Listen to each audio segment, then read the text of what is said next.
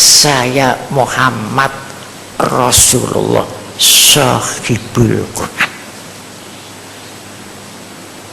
Orang tuamu keterlaluan, orang tuamu keterlaluan, tetapi ada kelebihan. Di waktu mulai Rejab orang tuamu hanya baca salawat kepada saya, dan saya ini kan diberi izin nyafaati umatku yang cinta kepada. Assalamualaikum warahmatullahi wabarakatuh. Alhamdulillahirabbil alamin atas berkat rahmat Allah yang Maha Kuasa. Ketemu lagi dengan channel Tasawuf Nusantara, channel kebanggaan kita bersama, channel yang berisi tentang kajian-kajian tasawuf yang bersumber dari Mursyid Thariqah Siddiqiyah. Pada kesempatan kali ini beliau akan menyampaikan hikayat yang bersumber dari kitab Raudhur Riyahin. Ada ulama terkenal, ulama besar, ulama masyhur, serta Amirul Hadis bertemu dengan seorang yang aneh ketika pada waktu tawaf. Simak penjelasannya, apa rahasia di balik ini semua. Simak selengkapnya, semoga bermanfaat. Terima kasih, selamat menyaksikan.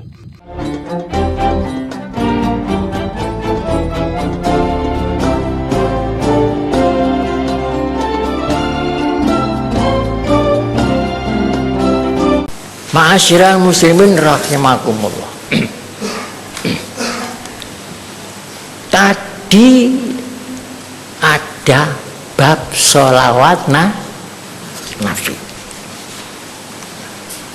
dalam syair, sholawat dan salam kepada Nabi dan keluarganya.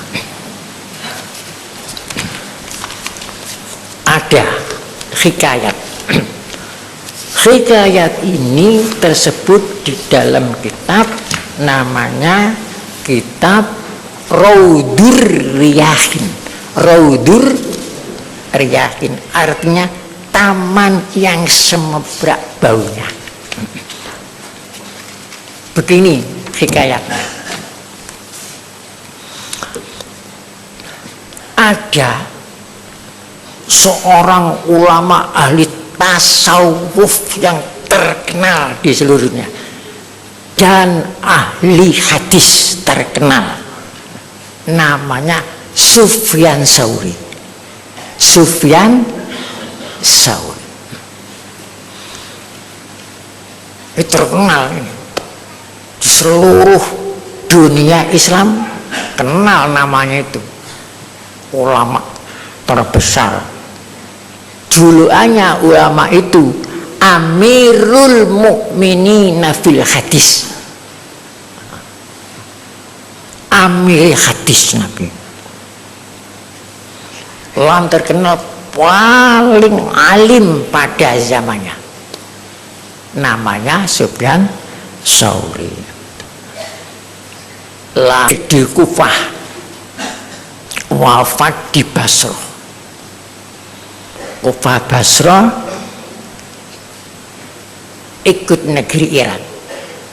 Pada suatu saat Sufyan Tsauri naik haji. Waktu tawaf, kan tawaf itu gerak berputar ke arah, melingkar dari kanan ke kiri. Dimulai dari Hajar Aswad, tawaf,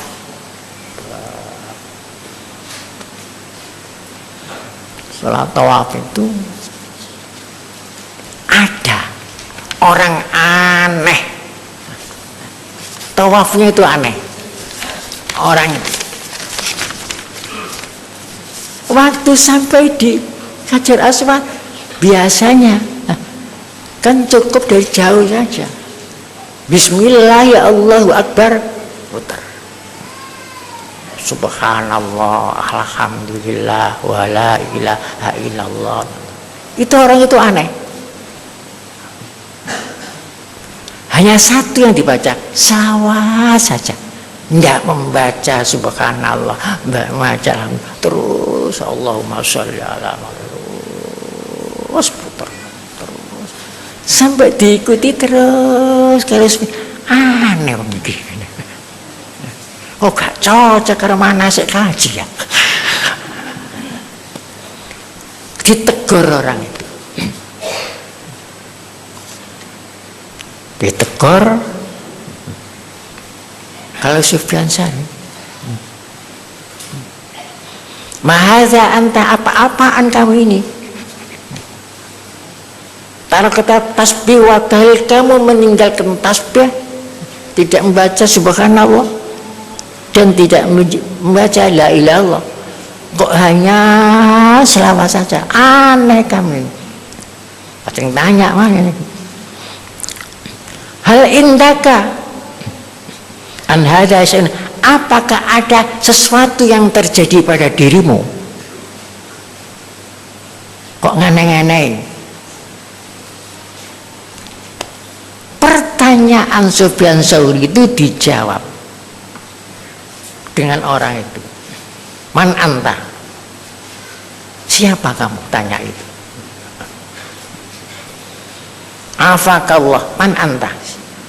Maaf ya, tapi siapa kamu? Saya ingin tahu dahulu, kamu itu siapa? Dijawab, saya Sufyan Tsauri. Wah, orang yang terkenal ini. Kemudian orang itu, laula annaka arifun ahli zamanika lama atatuka fa akhbaruka sir. Seandainya Anda ini bukan orang yang paling terkenal di zaman ini dan paling alim, tidak akan saya ceritakan masalah rahasia ini. Tidak akan saya ceritakan. Oleh karena Anda ini orang yang paling alim, paling masyhur, ulama yang besar, maka saya akan siap membuka rahasia mengapa saya melakukan yang demikian ini. Baru dibuka rahasia. Summa qala kharajtu min baladina wa anna walidi haji ila baitillahil haram wa ziyaratnya ali afdhalus salat wassalam. Kami dari negeri kami menuju akan melaksanakan ibadah haji dengan bapak saya. Kemudian di tengah-tengah perjalanan bapak saya itu sakit sangat, kayak di padang pasir, sangat. Oleh sebab itu kami berhenti sebentar. Kami dekati kepalanya bapak saya itu. Sungguh bapak saya telah meninggal dunia di tengah-tengah perjalanan menunaikan ibadah haji itu. Kot mata, bapak saya meninggal dunia. Kemudian saya lihat wajahnya bapak saya itu hitam seperti kaspal. Innalillah wa inna ilaihi. Mengapa bapak saya kok begini? Toh niatnya baik, kok sampai begini? Itu hitam. Setelah itu katanya orang itu, pakaian saya, sarung saya copot, saya tutupkan wajahnya bapak saya itu. Saya bingung, susah. Belum pernah saya susah. Bukan menyusahkan bapak saya mati, tapi mengapa orang tua saya kok sampai begini, kok sampai gelap.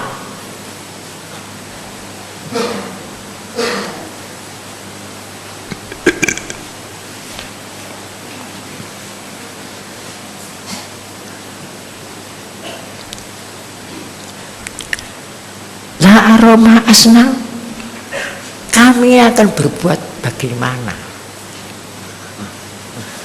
Ditangisi si orang tua itu. Bukan karena wafatnya, tapi karena mengapa bapak saya kok meninggal dunia dalam keadaan seperti ini. Kalau ini di negeri kami, ini di negeri orang lain, belum sampai ke Masjidil Haram, belum sampai ke Mekah. Seandainya wafat ini di negeri kami bisa merahasiakan. Tapi kalau di sini, bagaimana kami bisa merahasiakan? Di tengah-tengah menangis itu, hanya dengan anak, dengan bapak saja. Setelah itu ngantuk temen buat orang kalau ngantuk wong ngrungokno ngaji. Ngantuk. Fanum tu inna kadzalika ghalabani naum, waktu itu sangat tidak bisa dipertahankan, ngantuk. Nangisi bapak mati niku. Faizan dumadaan, ngimpi mongko sanga nemen turu bayangin sampai ngimpi. Faizan ana rajulun lam yaro ahsan min wajhan wala altafu min dusyaban wala atyabura gitu. Kemudian kedatangan orang yang paling bagus, belum pernah saya melihat orang sengganteng sebagus itu. Belum pernah saya melihat sebagus pakaiannya itu. Belum pernah melihat bau harumnya seperti itu. Kemudian orang itu mendekati bapak saya. Dibuka wajahnya, diusap. Sanjiran ngimpi ini ngoten. Diusap, setelah itu hilang hitam, mencorot, wanteng, timbul cahaya. Setelah itu orang itu akan pergi, tak guandoli. Pakaian ini coba itu diguandoli. Tuan ini siapa kok begitu baik dengan ayah saya ini? Tuan siapa namanya? Dari mana? Mengsem. Ditakoni ku mboten jawab, mengsem tok. Diguandoli pakaian. Jangan kami tinggal lagi. Tuan ini siapa? Ini saya ingin tahu dulu. Kok begitu baik dengan teman. Akhirnya saya sahibul Quran, saya Muhammad Rasulullah sahibul Quran. Orang tuamu keterlaluan, orang tuamu keterlaluan, tetapi ada kelebihan. Di waktu mulai Recep zaman orang tamuku hanya baca salawat kepada saya, dan saya ini kan diberi izin nyafaati umatku yang cinta kepada. Oleh sebab itu saya usap saya tolong. Karena tidak berhenti-berhenti membaca salawat kepada Allah. Setelah itu ngelilir, dibuka, didelok. Alhamdulillah. Kok hilang ini ireng iki kayak kaspan hilang. Wajung tunggu kutu ganteng mencorong. Terus anake, kapan aku kodok bapak iki?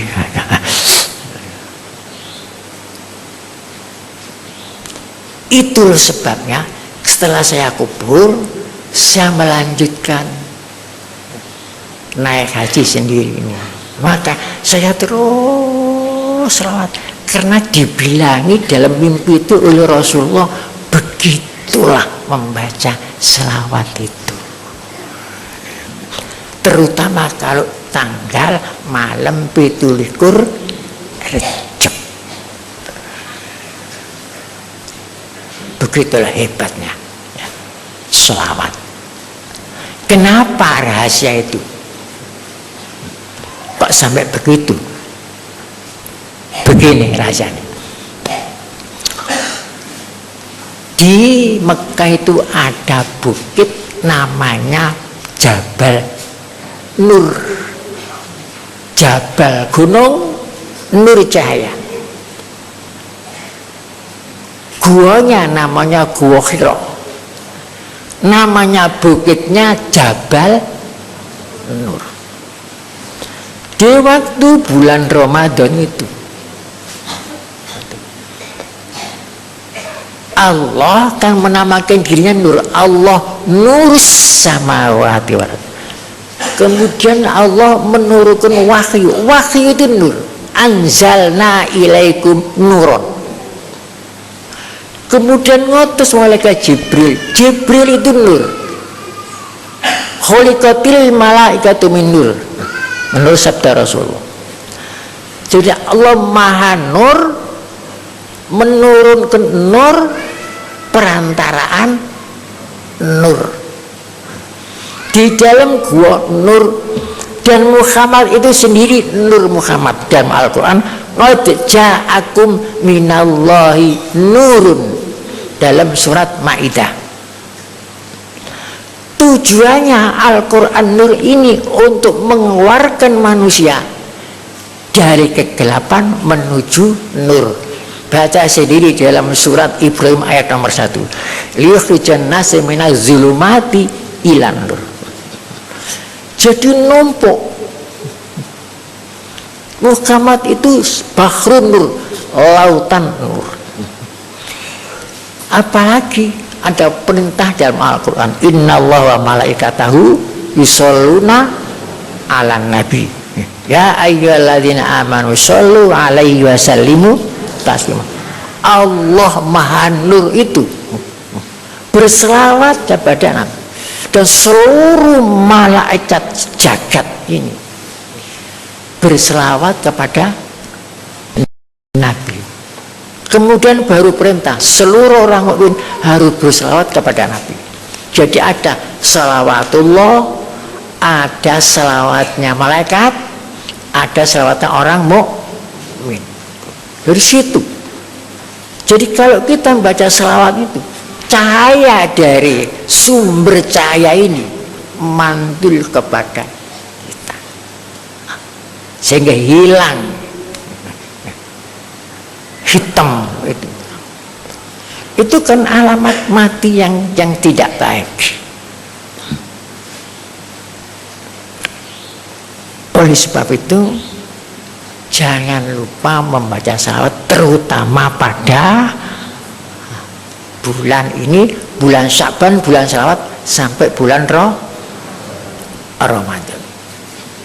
Demikian tadi sudah kita saksikan bersama kajian tasawuf yang bersumber dari Mursyid Thariqah Siddiqiyah. Sampai berjumpa kembali, semoga bermanfaat apa yang disampaikan beliau Mursyid. Di lain kesempatan kita akan lebih mendalami kajian-kajian tasawuf dengan tema yang lain. Terima kasih, selamat beraktivitas. Wassalamualaikum warahmatullahi wabarakatuh.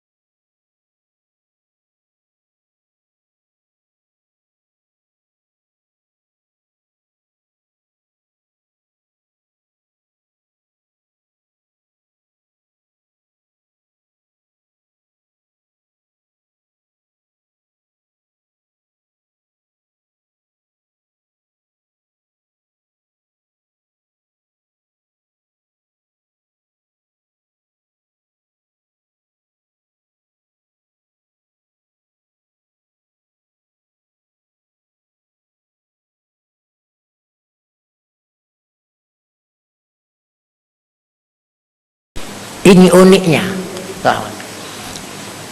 Dan unik yang kedua, ibadah selawat itu tidak terikat oleh waktu. Di waktu kapan saja, dalam keadaan apa saja, di mana saja, selawat bebas. Zuhur terikat oleh waktu, asar terikat oleh waktu, Idul Fitri terikat oleh waktu. Kalau tidak waktu tidak boleh, tapi selawat bebas. Ini uniknya. Dan selawat bebas dari halangan. Orang perempuan uzur pun boleh membaca selawat. Ini unik. Dan selawat pasti diterima. Liyane kadang-kadang diterima, kadang-kadang orang. Mungkin diterima, mungkin tidak. Tapi selawat tidak, pasti diterima itu. Kalau selawat tidak diterima, Allah berselawat kalau ada anak kita. Itu uniknya. Tidak